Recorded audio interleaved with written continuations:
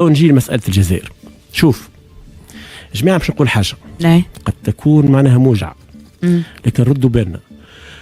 الصراعات متاعنا في تونس التي خرجت عن كل الحدود وكل معناها الأعراف يا أخوي نقبلوها في صراعنا الداخلي. عندما نتحدث عن الخارج ردوا بالنا، العلاقات الدولية راية تحكمها معناها قوانين ومعناها موازين، ماهيش كيما معناها شيء اللي معتنين به في الامور الداخليه التونسيه. نحب نحكي شويه على الجزائر. نعم تفضل. الجزائر راهي اللي ما يفهمش الحكايه هذه وخلينا معناها معناها النعرات الواحد. الجزائر راهي الجزائر معناها هي المنطقه اللي فيها لي باسان فيرسون نتاع الوديان التونسيه الكل، باش ما تنساش الناس. راهي الجزائر عندما معناها صارت لنا مشاكل كبرى وصلنا لتونس معناها الى حاله صعبه لابعد الحدود وبقينا الجزائر. اليوم في معناها إعادة تشكل الخارطة الجيوسياسية في المنطقة. الجزائر هي قوة ضاربة، أحب من أحب وكره من كره. بالنسبة للمغرب اللي حكيت عليه معناها السياسي الأزهر، المغرب هذا أكبر عدو لينا معناها في المدة الأخيرة. خي ما نعرفوش ايش عملت معناها المغرب في مسألة معناها الواحد في مسألة الفوسفات، ما نعرفوش المغرب ايش عملت معناها في مسألة السياحة في تونس. هذه دولة معناها تآمرت علينا فهمني وتحب تلوج معنا فهمني اي مشكله معنا فهمني. المغرب تتآمر ضد تونس اليوم من قبل تتآمر مع الواحد مع شكون تتآمر؟ حتى مع الصهاينه. اللي خشنيه خي المغرب اليوم تكبر معنا فهمني حليف للصهاينه. ناس جابوا صهاينه معنا فهمني المغرب العربي اللي ما عملها حتى حد قبل فهمتني. بالنسبه للعلاقه مع الجزائر ردوا بالنا فهمني. صحيح نتعاطفوا مع مواطنينا الى اخره كل شيء، لكن ناخذوها معنا فهمني ناخذ كلهم يسيبوهم انه يروحوا على الاقل. شو احنا قلنا نستعمروهم؟ كلهم يسيبوا مواطنينا يروحوا. باهي سي لازر خليه يكمل فكرته بعد نعطيك المجال تتفاعل معاه. تفضل سي رافع. نفضل انه معناها الاتصالات تصير معناها فيني معناها على اعلى مستوى ويتم حل المشكله هذه بطريقه معناها فيني عقلانيه وبطريقه معناها فيني ما تفتحش المجال انه ناس تبدا معناها فيني دق في الاسفين معناها ما بيننا وبين الجزائر. راهو الكلام اللي قلته بكري معناها عندما قلت لك اللي الجزائر اليوم اصبحت قوه اقليميه ضاربه، مش انا قلتها، راهو قالها قائد البحريه الفرنسويه في المده الاخيره، والناس الكل تعرف اللي معناها الجزائر ستلعب دور كبير. والجزائر ربي يزيدهم مانيش حاسدين. رافع رانا نحكوا على موضوع واحد. مواطنين اللي ما عندهمش تواليت وما عندهمش ردوا بالنا. خاطر بكري معناها سيادتك حكيت على توظيف الملفات، نقول لك انا معناها حتى المشكله هذه اللي هي معناها مشكله صحيح انسانيه واحده كل شيء، لكن معناها مش معناها فهمني معناها بحجم انه يتم استعماله في دق الاسفين ما بين اليوم اكبر تحالف ينجم يصير في المنطقه ويعطي لتونس معناها فهمني بعض ادوات على الاقل السياده فهمتني، اللي هو معنا في العلاقه بين كرتاج والمولوديه. اليوم اردنا ام كرهنا المنطقه هنا ريناها كيفاش تم استباحتها من طرف معنا فهمني الحلف الاطلسي، جاء ضرب معنا ليبيا طيح دوله كامله.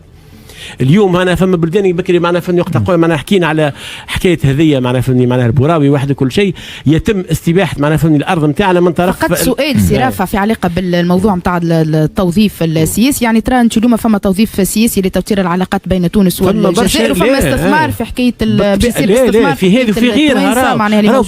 راهو كي تتبع معنا فهمني كيفاش يكفي ان معناها حتى كان الجزائر تعمل حاجه باهيه اعطتك مثلا معناها 200 مليار، فما ناس في تونس خرجوا معنا بداوا كيفاش وذيه وبيع السياده الى اخره. يا ولدي لازمنا نعاودوا بارك الله فيهم، لا نشكروهم شو لا لازمنا نعاودوا ننظروا الى الباراديجمات اللي على اساسهم تبنات السياسه الخارجيه التونسيه، لكن في الاطار الجديد راهو معناها فما دول اليوم اصبحت وازنه. اليوم حبينا ولا كرهنا راهي تونس معناها فهمني العلاقات نتاعها القديمه وصداقاتها القديمه الى اخره اليوم راهي ليست هي العلاقات اللي يمكنها ان تجتاز الازمه نتاعها وان تكون جزء من المعادله مستقبلا. فرنسا كيف وصلت عملت العمليه هذه نتاع بوراوي في تونس اللي الناس اليوم معناها قاعدين معناها فهمني حتى حل المشكله مع الجزائر كل شيء انا نحل مع فرنسا المشكله هذه.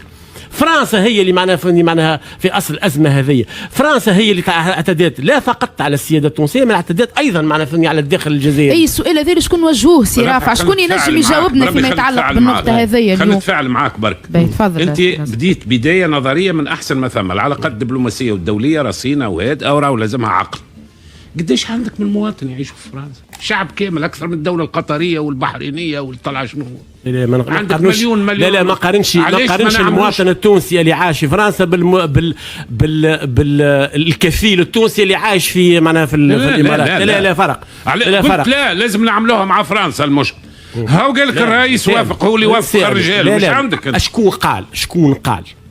شكون قال هذه هي المشاكل. كارثه اخرى اذا ما في بالوش والمراه خرجت. عليها كارثه. وزير الداخليه ما يعرفش والرئيس ما يعرفش والمراه هزوها خرجوها. علاش كارثه؟ ما عندناش دوله. عمليه استخباراتيه. ما عندناش اجهزه. عمليه استخباراتيه. خرجت من المطار مش زودياك. عمليه استخباراتيه. ولو موند جريده لو موند اللي معناتها تملكها قطر. بربي خلينا معناها فهمني معناها نقول لك نبدلوا الباراديغمات وانت مازلت تشدد لي معناها في لو موند ولا تقول لي انا خرج من افريقيا معناها تابع معناها فهمني. ما كذبوش توانسه كلامك انت، ما قالوش قطر وما كذبوش. مش معناها نقبل معناها فهمني ببعض معناها الاقاويل التي معناها فهمني. اي سي رافع هوني مش كان لازم على الدوله التونسيه انها تخرج وتتكلم باش هالفرضيات وهالكلامات وهالمقالات اللي قاعده تكتب من بينها اللي تكتب في جريده لو موند يتنحى ونعرفوا الحقيقه اليوم. منطقه الدوله مش كيما منطقه المخابرات، مش نفس الشيء. فرنسا كانت تحضر في العمل هذه من قبل، راهي نحكي له عليها بكري معناها وتعدينا عليها هكا مرور الكرام. مساله الحراك الجزائري راهي كانت اكبر عمليه استخباراتيه فرنسا حطت فيها مليارات باش معناها تقوم بانجاز نوع من انواع معناها في ضرب الداخل الجزائري.